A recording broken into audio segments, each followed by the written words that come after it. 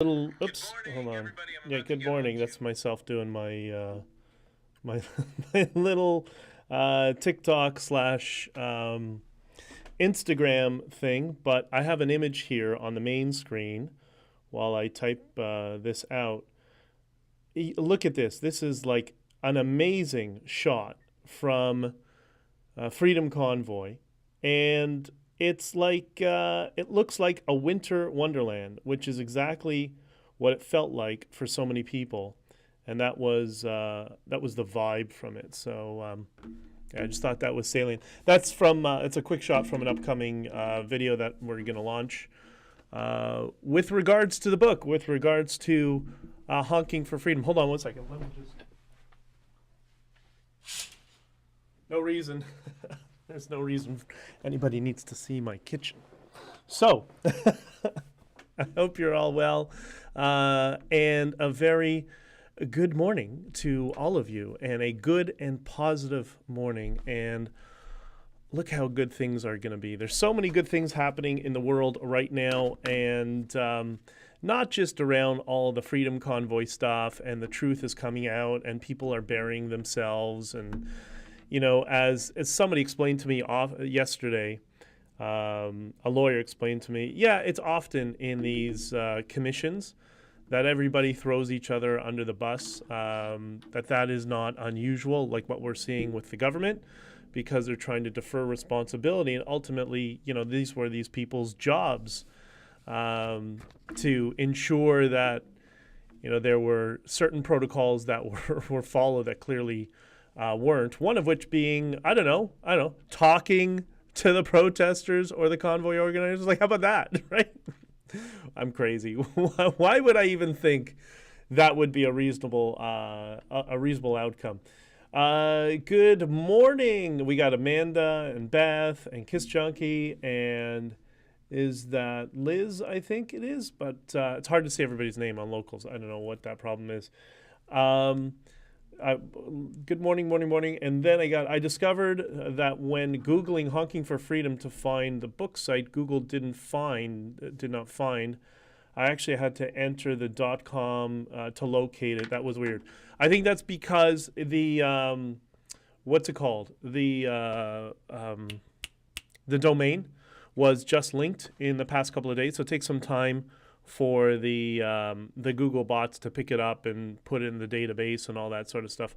I don't think there's any sort of conspiracy around it. That's just kind of the nature how it is. So over time, as more people go to the site, it'll, you know, start to prioritize, and there's all the SEO and all that sort of stuff. So, but anyways, I hope you like the site. There's going to be some changes to it in the next day or two, some updates and more additional stuff that will be posted that is relevant, but I figured that's just kind of the easiest way for people who want to get like the real story out, and you want to tell people that, oh, you got to see this, you got to read this book or hear the truth or hear the story, just honkingforfreedom.com. That's it. That's just the simplest way to get the word out over time. So I hope you like it, and I know a bunch of you have already commented and already signed up, and I greatly appreciate it. Good morning, Megan. BJ, do you have two different live streams set up? Yes, I have one on that's,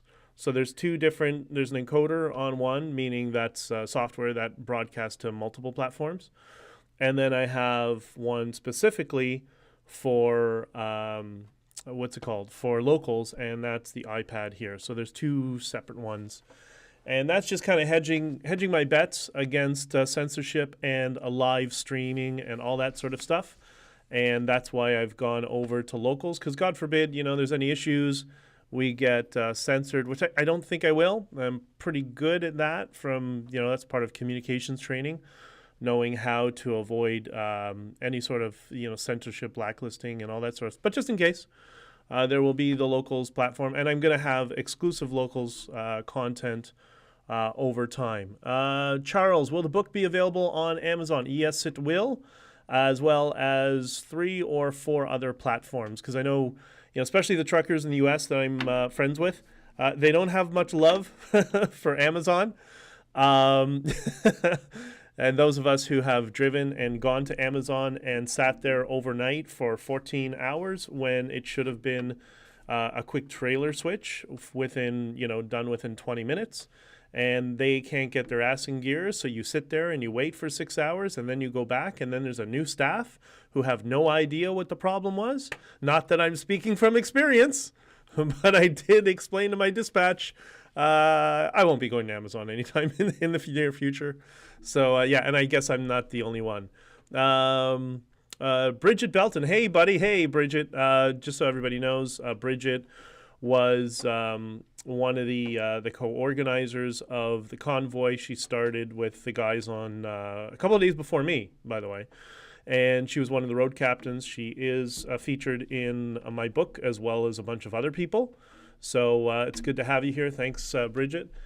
And there will be more on that in the near future. Oh, Bridget is also going to be testifying in the commission. So great. Bridget says, look at your phone. I'm like, I'm doing a live stream. I can't look at my phone. You're so funny. All right, because I'm trying to read comments, do the stream, have my notes, and now I got to look at my phone. Is this my US phone or my Canadian phone? Because if it's on my US phone, I don't have anything. But so if you want to send me something, send to the Canadian phone. Okay, let me get to some comments in a couple of minutes, and let me just go through a few of the notes that I have here. And so the first thing is Telegram. People are asking me, are you on Telegram? You have Telegram. Firstly, there is a Honking for Freedom /Freedom Convoy Telegram that I had set up in Ottawa in the early days. There's, I don't know, a few thousand people that are in there. That's for you guys. That's for everybody to participate. And I am on...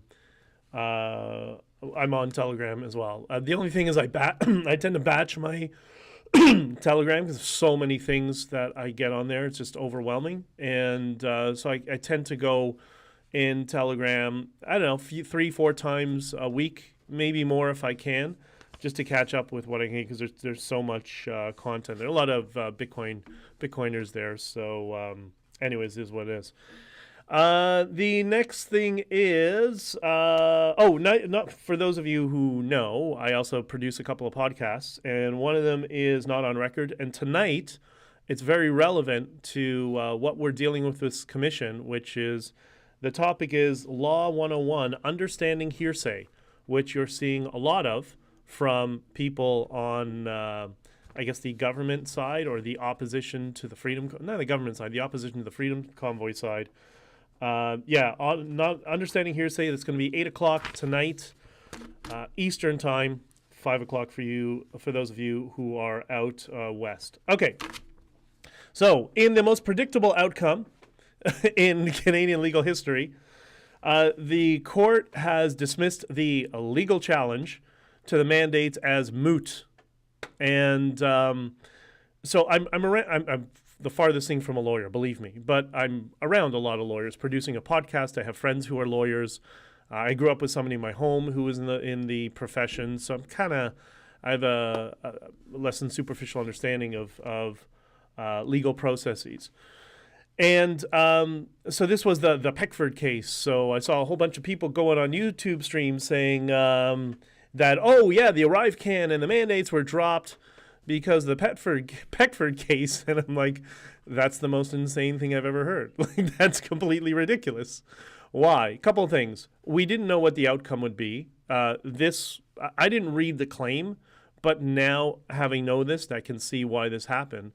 But the reason it was dropped is because Prime Minister Blackface's poll numbers, and more importantly, the rest of his caucus, their poll numbers are dropping like a stone. That's why it was dropped. They're trying to stop the bleeding. All they care about is keeping their job and keeping in power. Bridget, I'm looking at my phone. Listen, I got nothing here from Bridget. You got to send it to my Canadian phone because I have what we were talking on this week was my U.S. phone. So, anyways, I love you, but let me get through this. We'll talk when we're done. All right. So, the Canadian. I told Bridget on the phone. Bridget's like my Auntie Marcy, who's actually in town right now. She's like a very, very typical Bostonian. She grew up in Boston. And yeah, like, I understand you now more than I ever did. I have lots of love for you. So, anyways, it was dismissed as moot. The ArriveCan app was dropped not because of a court case that could have potentially been thrown out of court, and despite the claims of people who are now going to get everybody angry and start saying, now you need to donate to the cause more. What the problem is, when you lay out a claim, like, I can't believe this. I couldn't believe they didn't post an argument for mootness in the claim, anticipating that they're going to court based on something that could be dropped at any time. It could be dropped tomorrow because it's political. So you got to anticipate that and say, hey, listen, we're going to outline all our claims, and also, what are we going to do if they drop it in the middle of this hearing? So we need to hedge against that and have an argument against it being moot, saying this is unprecedented and this can affect further policy in the future. So we need the court to rule on this so we understand if this sort of thing arises in the future. So yeah, that's why there's some lawyers who get paid $1,000 an hour or more. Just to be 5 steps ahead and understand what are all the potential multiple outcomes. And so it is what it is. So when people are saying, oh, our freedoms are lost and all that sort of stuff, I don't know. That's why I produce this podcast today, understanding hearsay, because people have to understand not everything is. Sometimes things seem like they're political in rulings from the court, and there's no question. Sometimes they are. Sometimes there are activist judges. I know somebody who went through that last year. However, that's not always the case, and we can't always jump to that conclusion. And this, in my mind, is a good example. Hold on. From Bridget. Amazon lost it when I told them that I'll drop their carts in their parking lot. Yeah. And the thing that I did like that a lot of truckers don't like about Amazon is that they're very automated. So you have to download the Amazon trucker app into your phone, and you enter all the at least the place that I went, enter all your information for the load, and it tracks your load. That's how when you order from Amazon, you know precisely when your package is going to be delivered, because it starts right from the point it's picked up at the warehouse, because it'll go from one, a regional truck like what I'm doing from cross-border into Canada, and then it'll go to another company that will deliver all the way through. So it has a sense of that's how it tracks it. So I actually didn't mind that part of Amazon. Most people really dislike it, and I understand why. I personally didn't really care.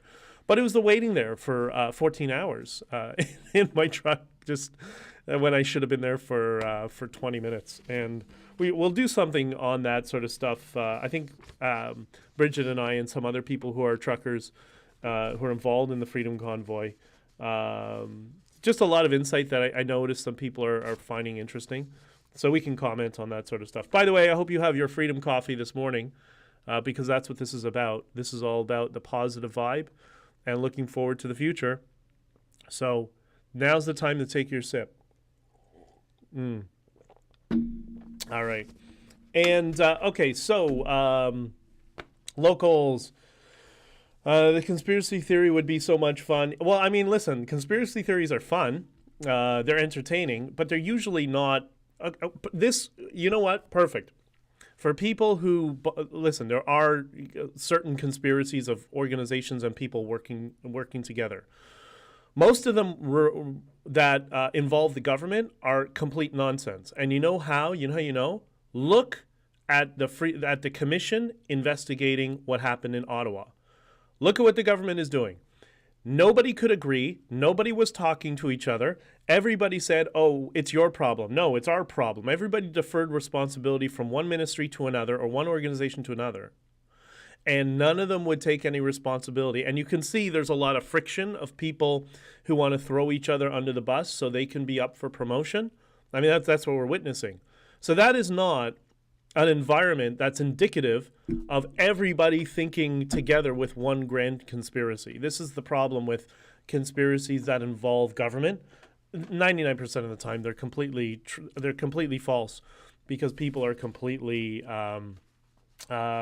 disorganized and they have their own individual interest at heart. had to redeem this to redeem my coffee. All right, thank you. Oh, by the way, in honor of the honkingforfreedom.com website launched for the pre-launch of my book, which we'll talk about in a second, I ordered myself a little gift, and it is this little book. So if you have kids, I'm keeping this for if I ever do have kids. This will be one of the kids' books that is in my house for all of them. I do recommend it. It's really cute. It's really, really cute. So I don't know Derek Smith and the illustrator. I don't know who they are. I think they were on Clyde's website, Clyde's podcast, but I haven't watched it yet because I'm still catching up. But yeah, it's adorable. It's absolutely adorable. It's amazing. So there you go. There's some positivity around some of the negativity that happened in Ottawa, and I think it's absolutely brilliant. Brenda, I already have three copies. That's awesome. So you're going to buy 3 copies of my book? You don't need 3 copies because it's not an illustration book. The Ryan C7, it's my coffee table book. You guys are awesome. Okay, so a couple of things. And by the way, you know, this little book, along with Honking for Freedom, the trucker convoy that gave us hope, maybe these 2 books together would be awesome stocking stuffers this Christmas. Not holiday season, this Christmas. So, yeah, just a suggestion. We'll talk more about that moving forward. So I think I just made the lefties lose their mind and their heads explode. Okay, so honkingforfreedom.com is up. There, we're just waiting for the links to be active to process, but there is what's it called? There is a form to sign up that you can get the link sent to you directly once it's active. And so between now and when the book launch, a couple of things will be happening. And there will be additional information that's going to be on that website. There's a video that's going to be put up soon, and a couple other things. I'm getting a lot of requests from going to different cities and talk about the book from a lot of Bitcoiners. There's a lot of Bitcoin people. I know a lot of you aren't Bitcoiners here, so I'm not going to talk too much about it. But there's a lot of interest from them, and in fact, Bridget and I are going to be talking about doing an event in her neck of the woods, to tell her story and my story and everything that went on, and give some clarification, some badly needed clarification in terms of the events leading up to and around Ottawa. So yeah, look for that. We're working on a whole bunch of stuff. I have 2 teams that are working on things right now, but I will keep you all informed in this live stream. So anyways, the link should be active this week, so you should get the email this week to process and move forward. I'm going to be in Ottawa in the beginning of November. They keep moving my testimony date from the 2nd to the 3rd, and they said it might even be pushed back a little bit. But I'm going to be meeting with the Bitcoiners in Ottawa on the 1st. There's an event in Ottawa on the 1st. If you want to come and hang out, you have to be a Bitcoiner. We're going to talk about Bitcoin and the Freedom Convoy. But we're going to do it in a pub. We're going to get together, have some drinks, have some food, and just hang out all night. So, yeah, I'll post that information on. We're going to put a little area of the Honking for Freedom website as well. So if you want to attend, you can go click on the meetup and come hang out with us. So it'll be great. Okay. So that'll be on. Okay. Now, and the book launch event that we're going to do in Toronto, that's, I guess, kind of the official book launch event, will be on November the 7th. And the book will release and start shipping on November the 11th, on Remembrance Day. And that is completely intentional, because it seems like there are a lot of people in our government and in the bureaucracy and politicians who have completely forgotten the meaning of Remembrance Day and for freedom and protecting our sovereignty and our cultural identity of what Canada is. They seem to have really forgotten that. And I'm hoping this beautiful and positive story that we were all a part of will resonate with some people when it is released on November 11th. I thought that was a salient point. So the 7th, we're going to do the event in Toronto. So those of you who signed up for Honking For Freedom, .locals.com, you'll be the first batch of people to get invites to get tickets to the event. And then it'll go out to the Substack people, the people who subscribe to the Substack. The only difference is now the venue is a little bit smaller, a little bit cozier. It's actually a nice venue. It's the same area of the city. And it's only going to hold, I think their capacity is 80 people, if I'm not mistaken. But it'll be fun, drinks, hanging out. There's going to be some comedy, lots of comedy, actually. Ben Bankus is going to be there with us. Ben Bankus is a local comedian in Toronto. A number of you might have seen him online. He's with a striking resemblance to the Oakville teacher with the blonde wig and the the big prosthetic boobs. If you saw that on Instagram or TikTok, that was Ben. So Ben is going to be doing a set, and we'll be doing some talking and conversations and a whole bunch of stuff, and book signings and hanging out. And because I think we're going to have books pre-release for everybody who gets a ticket to that event and comes just to hang out. So come on, hang out if you can. I'm also getting a lot of requests from other cities to do events. So I mentioned Bridget and I are going to collaborate on something together, and the venue sounds really cool. So that'll be awesome. For people in the Bitcoin world, I do get a lot of people from them. My team's working with them. Yesterday, we had a conversation about people in LA and another group in Houston that wants me to come. I'm already going to be going to Boston at some point. So if all the people individually say, "Oh, come to my city, can you do something?" My suggestion is this: listen, get a small group of people together, because we need a team on the ground, right? Like I can't deal with it, and my team is kind of limited in what they can do. So if you have like a small group of people that want to do an event and a book signing and a hangout and all that sort of stuff, if you want me to speak or not speak, it's up to you. Or maybe do a live broadcast if somebody there has a podcast. I'm fully on board with that. I'd love to do it.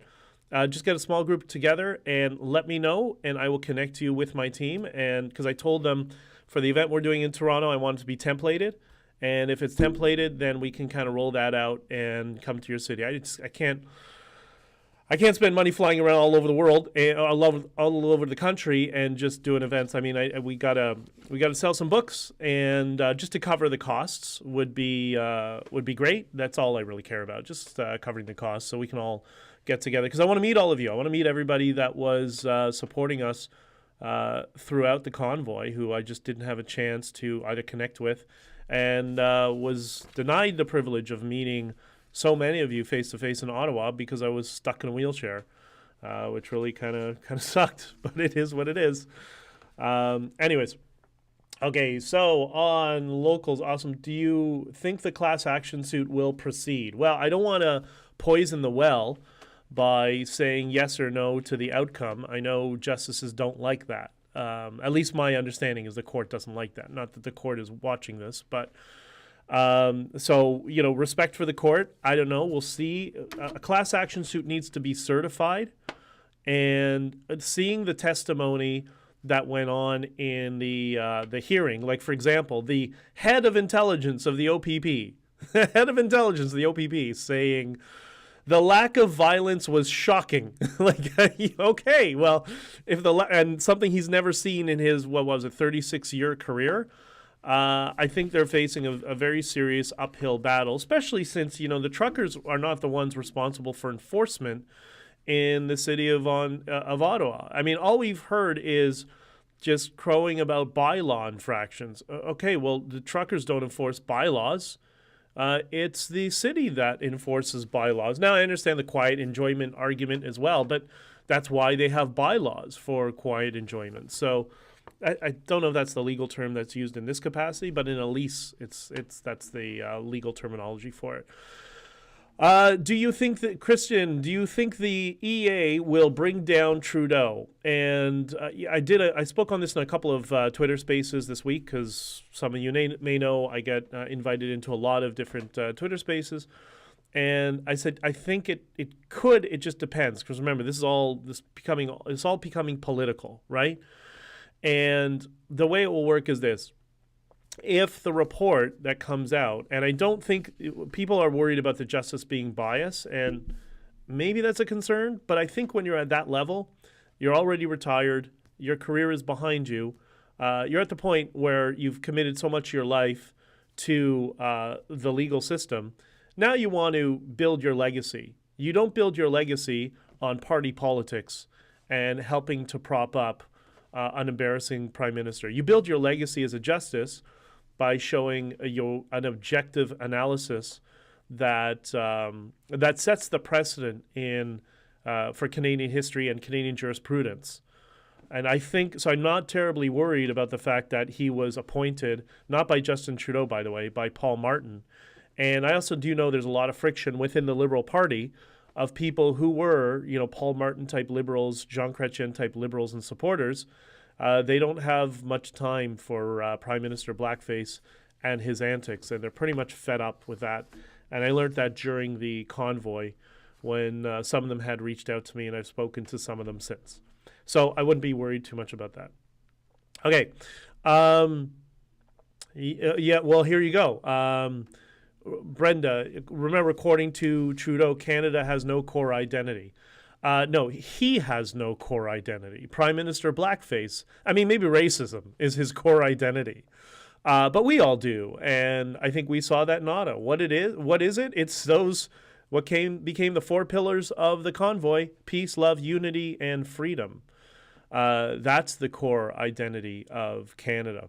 And, whereas the Americans, it's independence, freedom, and strength, I would argue, because that country was founded on the backs of a civil war. That was the foundation of the country, whereas we didn't have that civil war.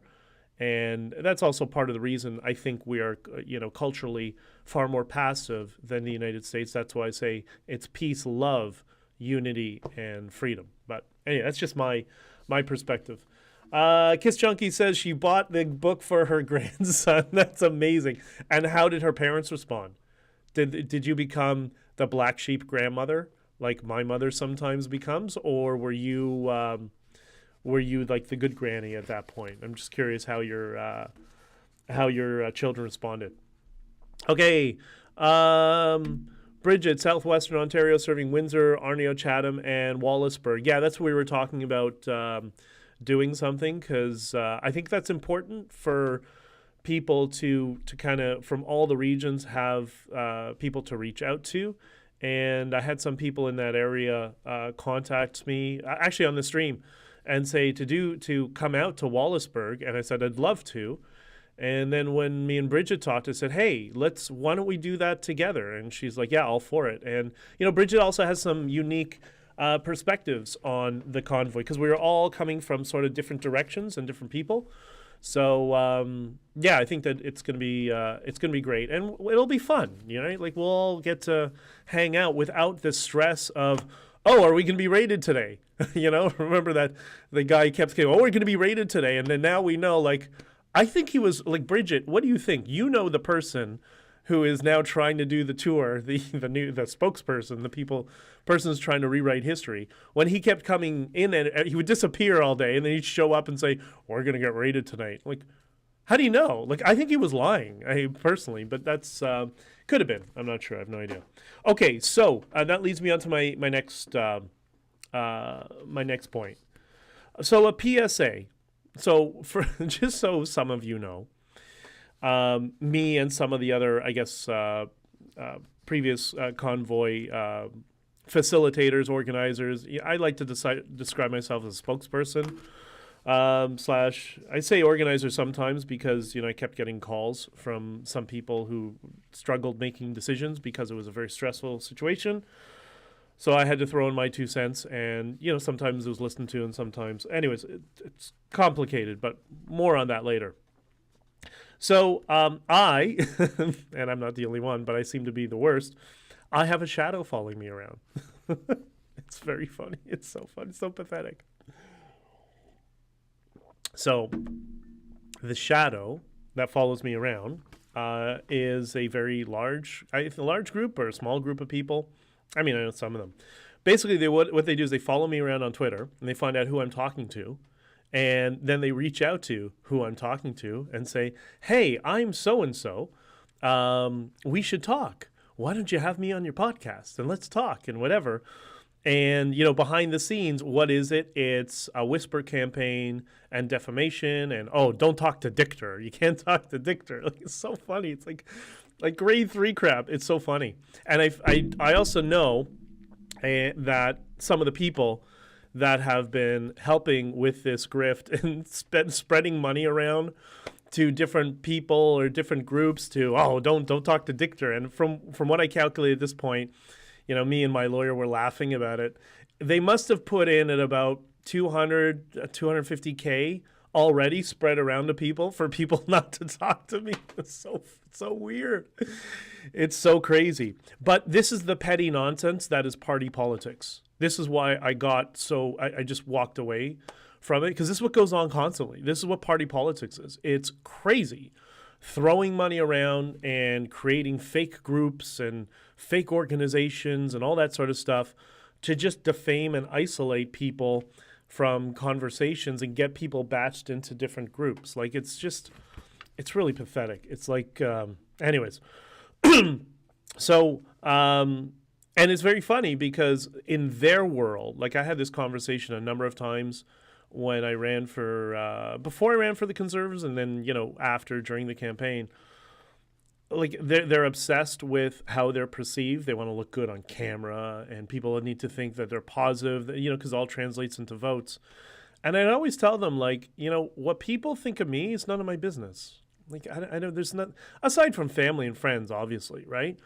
But, like, people who are strangers, especially people in politics, which is a certain type of person, it's none of my business what they think. I don't really care, Like, okay, fine. You say what you want about me. Tell people I'm a Fed. Tell people I'm this. Like, I don't care. But so now, and that's one thing. But now it's evolved into another problem that's more serious. And there's somebody here in the chat who is a driver. Her initials are BB, and she'll know what I'm talking about. And she'll confirm this, that now there seems to be people that are getting not only requests, but in some cases getting paid to lie. And that's a problem. That is very dangerous, because it seems to be that is now going to spill over into this commission, that there are people that are being told to lie under oath and, potentially sign an NDA so you can't talk about why you lied and who approached you, which is like, it doesn't get more dirty legal practices than that. Like, that's when you have a dirty lawyer. Dirty lawyers do that sort of stuff. This is very dangerous because this commission, it's not a court trial. It is a commission to come up with findings and recommendations for the government, right? And also rule on kind of issues that went on, which party might have been in fault in different areas. I'm sure they'll find all parties were at fault in some way, shape, or form, right? That's just kind of the nature of what it is.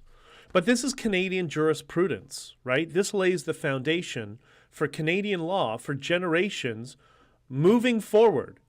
You don't play around with that. You don't lie in that, because you tell everybody exactly what went on so the commission can come to its ruling. But, when you hear there are people that are going around telling other people to lie under oath, like, that doesn't help anybody. That doesn't help any of us. And it might help, some groups that are trying to get donations, because it's a grift and that's all they're doing is trying to milk people for donations. But this is bigger than that. This is really, I don't want to say that it's serious. It's significant in terms of its historical place in Canadian society. And to be quite frank, it's a privilege for people to participate in this commission, and it's worthy of our respect. So we need to treat it as such, in my opinion. And you know what they say? Don't lie. The truth will set you free. So anybody who is going there with the intent that, oh, if I just tell this side and omit certain facts, that's lies by omission. That is still a lie. The commission needs to know what's going on, right? Irrespective of narratives that some of the lawyers might try to craft in your testimony, right? So anyways, okay, a couple of comments. You guys are all getting along. This is awesome.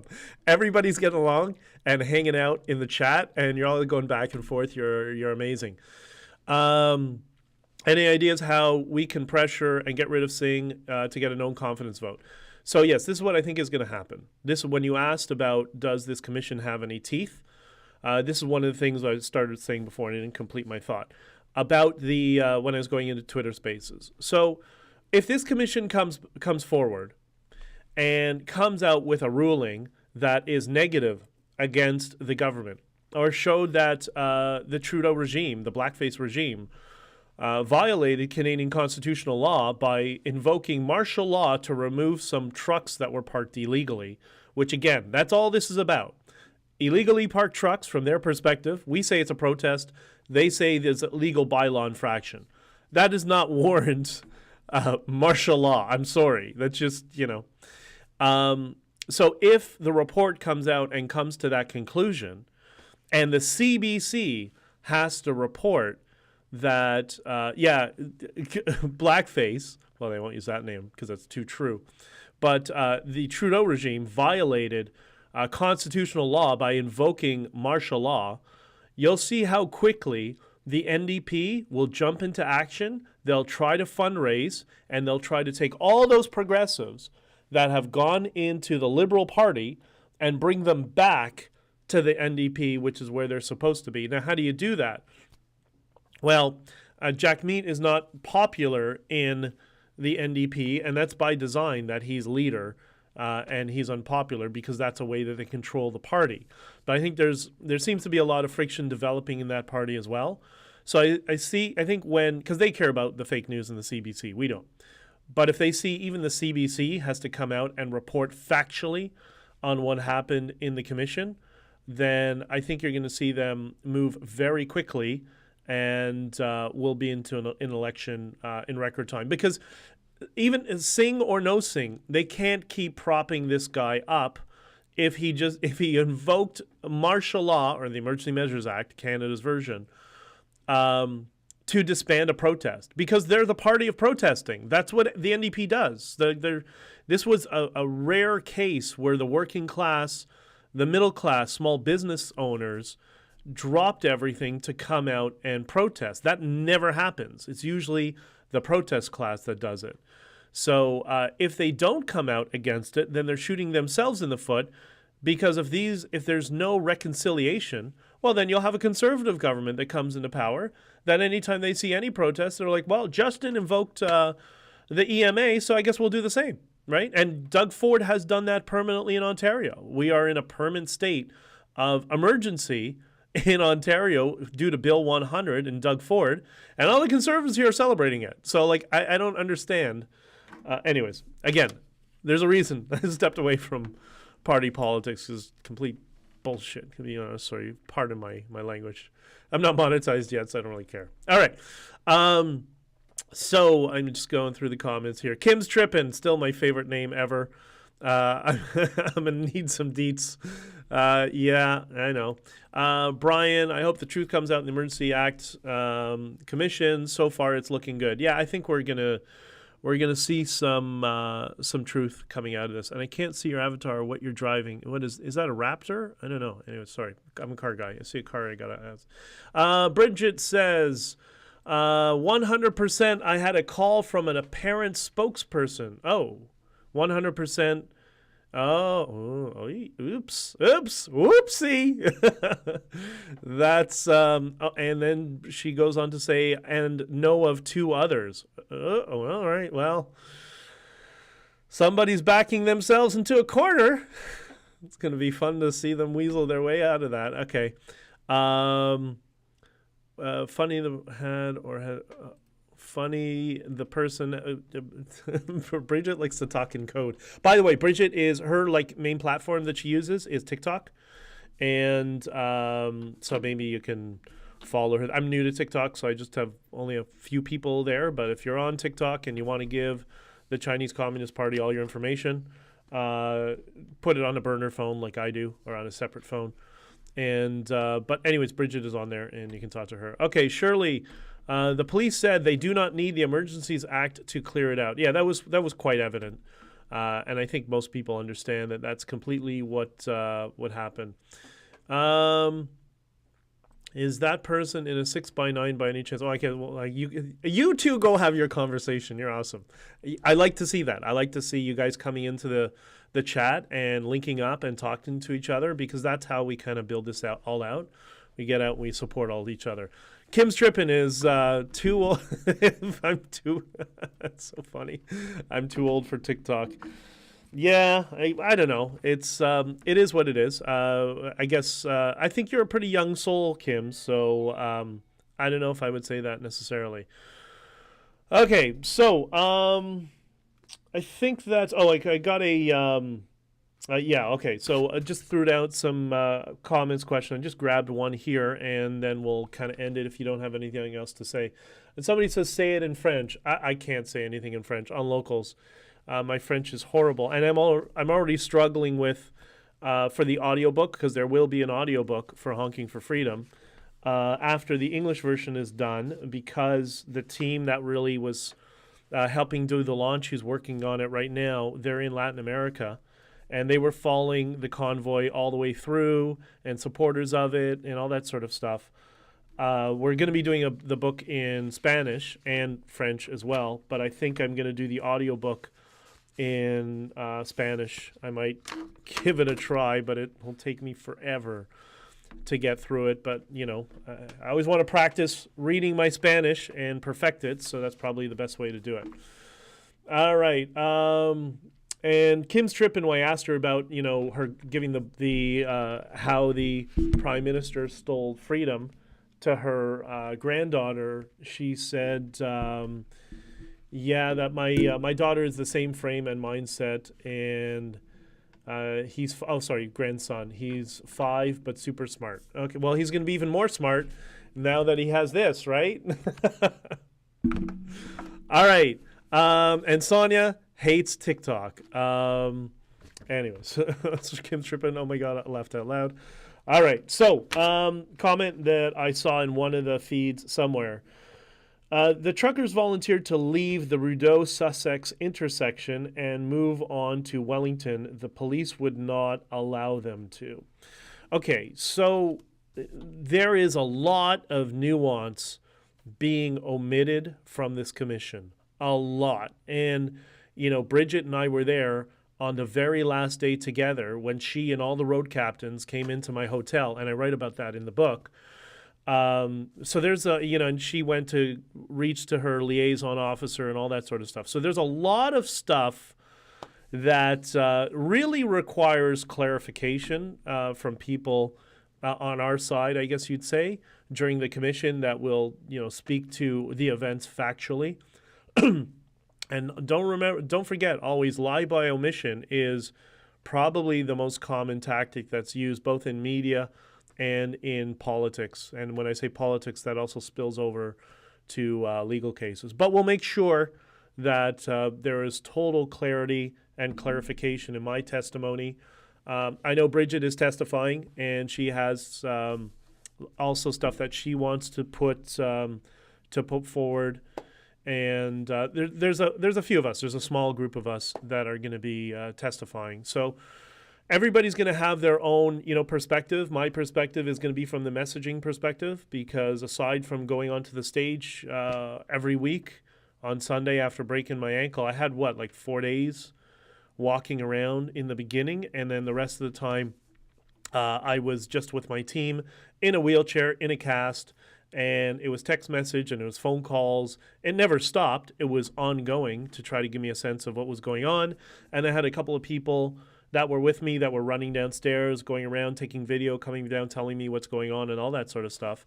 But Bridget was a road captain, so she was directly interacting with truckers, as were many of them. And she was the first person. Bridget, I think you were the first one. We put this in the book, that you were the first one to arrive in Ottawa with your team, with your convoy, if I'm not mistaken. So, and Chris was there already and set up kind of a command center structure, and Chris also has some ideas and perspectives that might be counter to some narratives that you're seeing in the commission. So it's all going to work out. I wouldn't worry about it. I wouldn't think it's anything negative is going to result from any of this. It's all going to work out. It's all going to be positive, and we'll all be happy, I think, with the outcome. But it's going to be a process, and it's fascinating what we're watching so far. And we'll see more of that moving into when we testify. And I think what's going to be more interesting after proper footwear, buddy.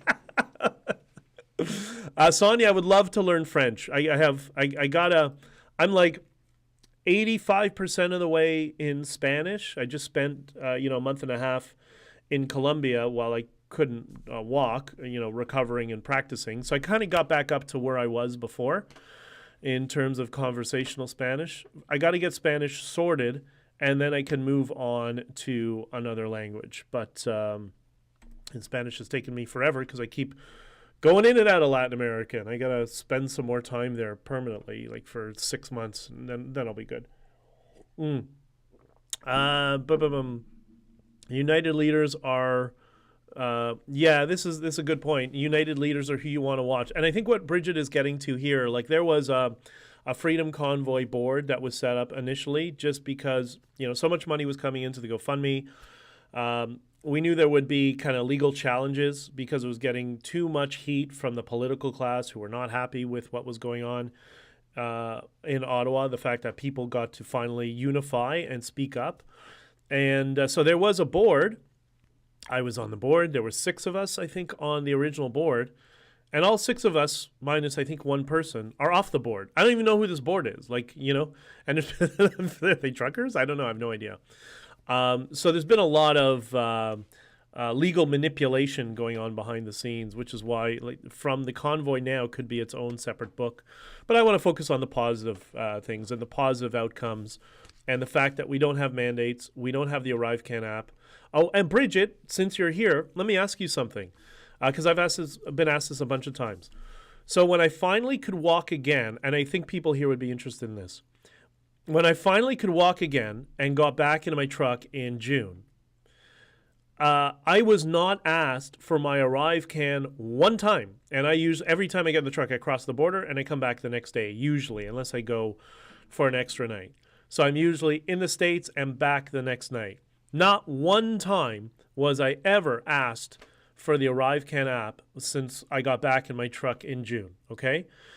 My brother, the same thing. Other friends of mine who are truckers and other owner-operators with one of the carriers that I'm with, none of them had to show their ArriveCan app since, when did I start back? June 9th? June 10th? Something like that.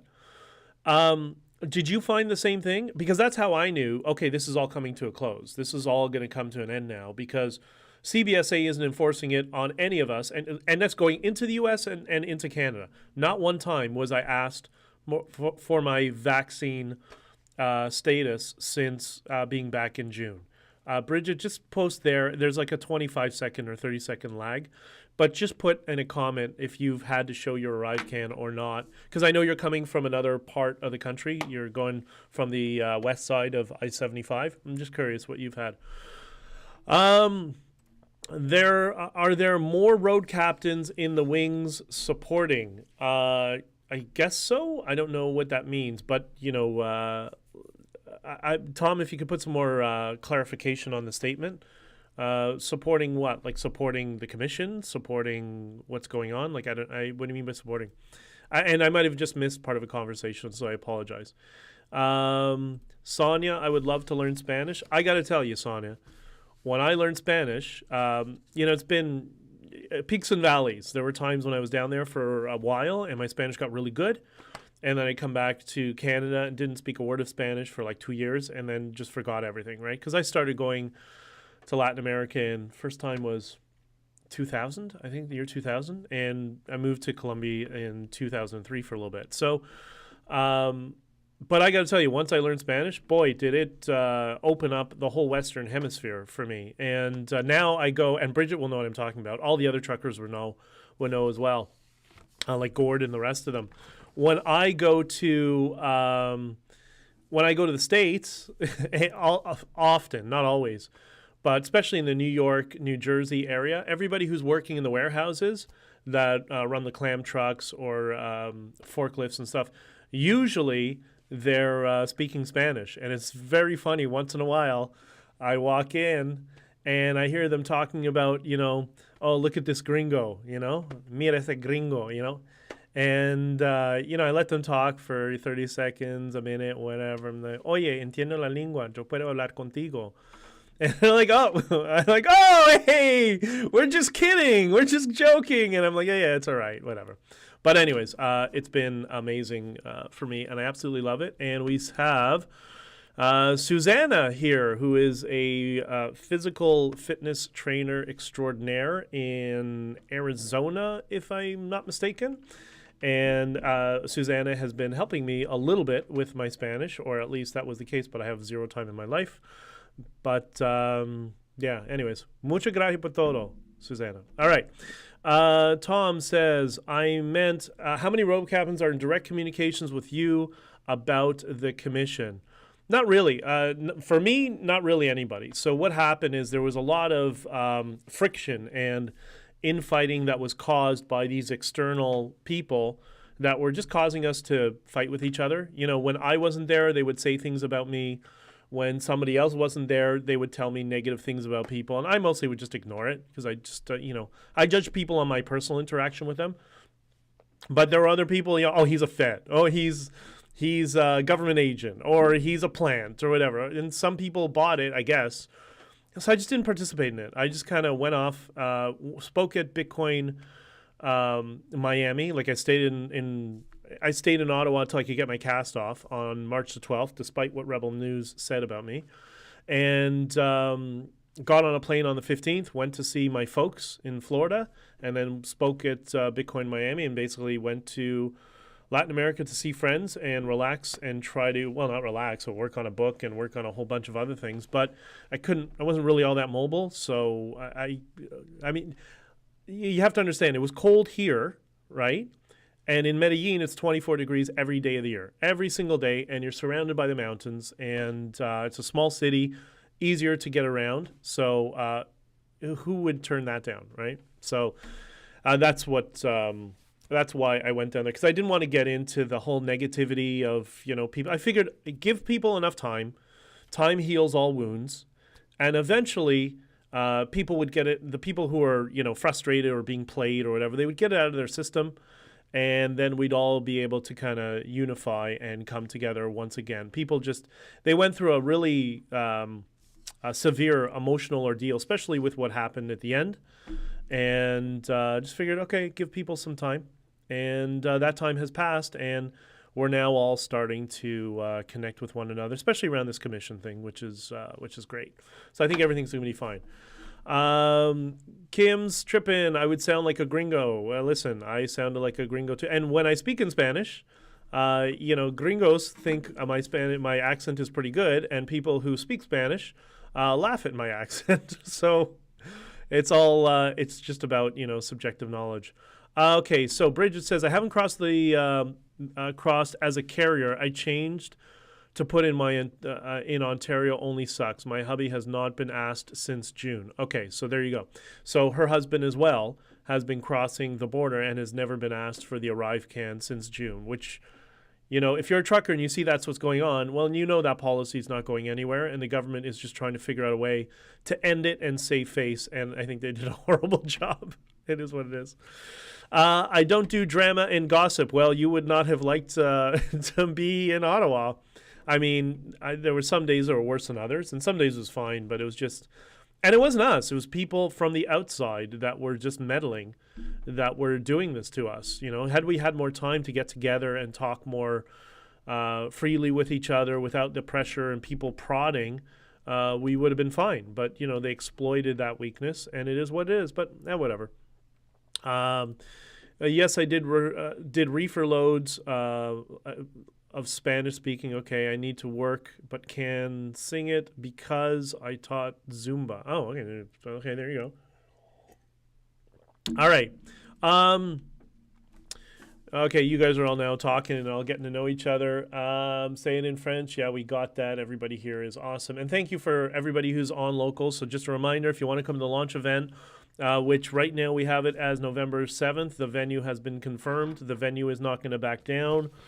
The Antifa twinks can come as much as they want to protest, and all they'll just get is a bunch of comedians outside with a microphone making fun of them. That's what'll happen. But it's going to be, it'll be lots of fun. And in terms of other events, there's the one in Boston is confirmed on the 17th. So any of you who are in the United States, in the Massachusetts area, that's the Massachusetts Bitcoin people who are hosting that event. I'm looking forward to that. It's going to be amazing. And there's a whole bunch of others in the works that people are requesting. I think the next one I'm going to work with Karen to sort out is do one with Bridget here, who's in the chance. By the way, thanks for coming in the chat, Bridget. I appreciate it. And so we'll do something in southeastern Ontario for everybody out there, and just to, you know, it's going to be us coming to thank everybody for everything they did for us, and it's going to be an amazing experience. I'm sure it will, and there will be more coming down the pipeline, I'm sure.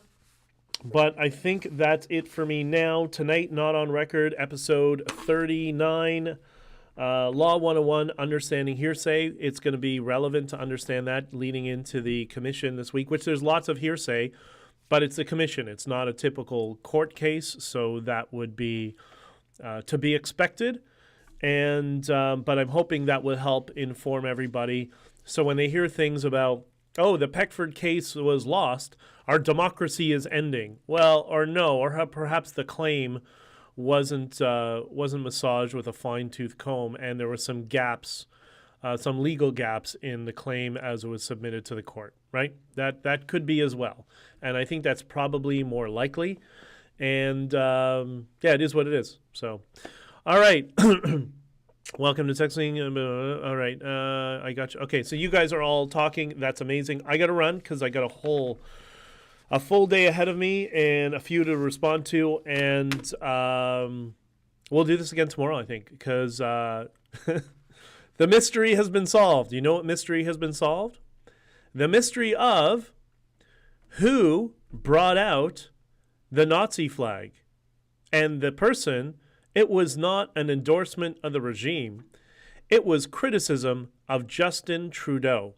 And that's why you saw that flag and the F. Trudeau flag on the same flagpole. It wasn't support for it. It was a criticism of Canada's government. But that mystery has been solved, and I will talk about that a little bit tomorrow. Okay, I got to run, and